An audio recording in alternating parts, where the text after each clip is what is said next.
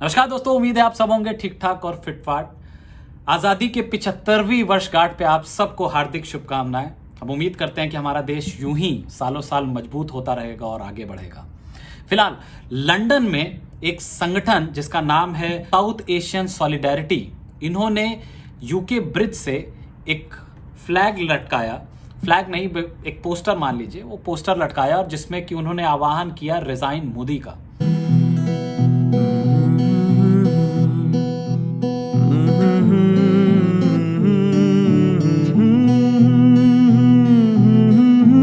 हम सब मिलकर अब करते ऐलान है, हम ठुकराते तुम्हें, वापस जाओ जाओ जाओ बुलंद आवाज़ें सुनकर वो कांपे, मिलकर चिल्लाओ वापस जाओ जाओ जाओ। देश में रिजाइन मोदी की चर्चा तो वैसे हमारे न्यूज़ चैनल नहीं कर पाते हैं।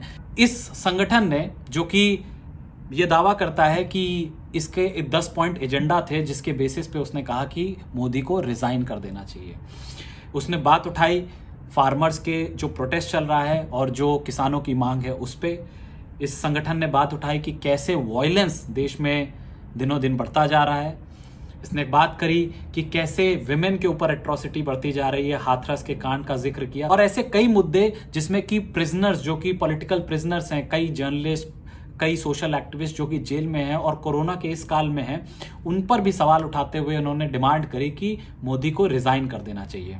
वहीं इन्होंने ये तक मांग करी कि किस तरीके से क्रिमिनल मिसमैनेजमेंट, ये शब्द का प्रयोग किया गया, क्रिमिनल मिसमैनेजमेंट ऑफ कोविड हुआ देश में, और इसी तरीके के कई अन्य मुद्दे जो कि देश के गंभीर मुद्दों में से हैं, वो सारी बातों की इन्होंने चर्चा की और उन्होंने कहा कि देश में मोदी को रिजाइन कर देना चाहिए।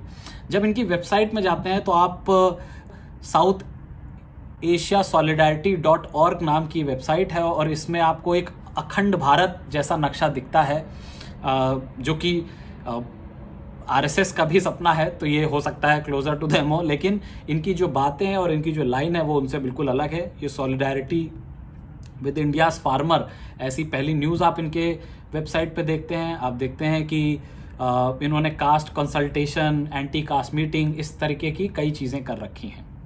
खैर, इन सब से अलग सवाल ये है कि क्या वाकई इस मोमेंट पे, जहाँ पे पूरा देश, पूरा राष्ट्र स्वतंत्रता के 75वें सालगिरह को मना रहा है, वहीं ऐसे किसी फैक्शन को यूके में इस तरीके का रिजाइन मोदी नाम का झंडा फहराना चाहिए?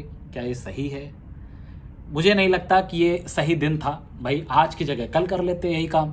वैसे भी आपके कहने से कौन सा मोदी जी रिजाइन कर देते हैं, वो तो पूरी दुनिया कह दे तो भी नहीं रिजाइन करने वाले, और जब कल करते तो उसमें फिर यही बातों को दोहरा देते। ऑल्दो उनकी जो मांगे हैं वो बिल्कुल जायज़ हैं, क्योंकि 10 जो भी पॉइंट्स उन्होंने दिए हैं वो वही पॉइंट हैं जो एक्चुअली में जन साधारण के पॉइंट हैं, जिसकी बात हर कोई देश में कर रहा है, लेकिन दबी जुबान पे कर रहा है। शायद पत्रकारों की भी इतनी हिम्मत नहीं है, आधे से ज़्यादा तो गोदी मीडिया के पार्ट हैं और उनकी भी हिम्मत नहीं है कि वो रिजाइन मोदी की बात कह भी सकें। आपको याद होगा 2014 से पहले लोग प्राइम मिनिस्टर के पुतले तक जला देते थे इसी देश में, किसी और देश की बात नहीं है। लेकिन आज चाहे कोविड में लाखों लाख लोग मर गए हों और गंगा में लाशें बह रही हों, किसी का अता पता ना हो, किसी की सुध ना ली गई हो, उसके बाद भी अगर मोदी जी हंस करके योगी आदित्यनाथ की तारीफ कर जाएं और कहें कि भाई कोरोना का बहुत बढ़िया मैनेजमेंट हुआ, तो उस पर भी कोई रिजाइन मोदी की बात नहीं करेगा, बल्कि ये कह देगा कि हाँ भाई, उत्तर प्रदेश को सर्टिफिकेट मिल गया कि उन्होंने अच्छा काम किया था कोविड के टाइम पे। इस दौर में जहाँ पे कोई भी रिजाइन मोदी की बात नहीं करता, वहाँ शायद लंदन से ये बात की जा रही है। सही है कि गलत, ये तो आप फैसला कर सकते हैं इस पे, लेकिन वाकई बड़े बड़े जुमले मारने की बजाय अगर प्रधानमंत्री मोदी सीरियस होकर के देश की दिक्कतों को ध्यान से देखेंगे तो शायद वो एक बेहतर कल की स्थापना हम सब के लिए करके जाएंगे, जब भी जाएंगे। अगर आपको ये वीडियो अच्छा लगा हो तो इसे लाइक करें, शेयर करें, कमेंट में बताएं कि आपकी क्या राय है इस वीडियो को लेकर के, और इसे शेयर करें।